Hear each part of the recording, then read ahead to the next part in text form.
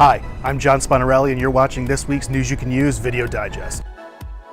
Missouri lawmakers are considering Senate Bill 1060, which would require individuals, corporations, associations, and other business entities entering into certain state contracts to disclose political contributions of $500 or more made to 501c4 political organizations and require a new disclosure filed for any year a contract remains in effect. In New York, Assembly Bill 9968 was introduced prohibiting business entities with state contracts of more than $15,000 from making monetary in-kind contributions or a pledge of contribution in excess of $1,000 to an individual who holds a position of an elected state public office, a candidate for an elected state public office, or a state, county, or municipal political party if the contract will be voted on or approved by such an individual. Pennsylvania Governor Tom Wolf announced his Citizen First ethics reform plan, including a gift ban for all public officials, campaign finance reforms creating contribution limits, restrictions on political action committees, heightened reporting requirements, and pay-to-play provisions requiring the disclosure of campaign contributions made by entities seeking contracts with the state.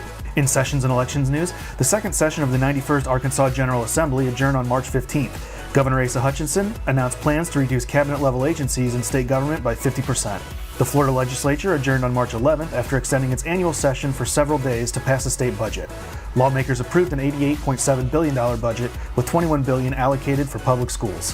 Virginia Governor Ralph Northam called a special session of the legislature to begin on April 11th to finish work on the state's budget. Lawmakers must pass the two-year budget by June 30th to avoid a government shutdown. The West Virginia legislature adjourned on March 10th. Senate Bill 283, which expands the scope of those who may be debarred for procurement violations and establishes direct award procurement requirements, passed both chambers. California Governor Jerry Brown called a special election to fill the Senate District 32 seat for June 5th, the same day as the statewide primary, with a potential runoff to follow on August 7th. And Mississippi Governor Phil Bryant has called a special election to fill the House District 30 vacancy on May 8th.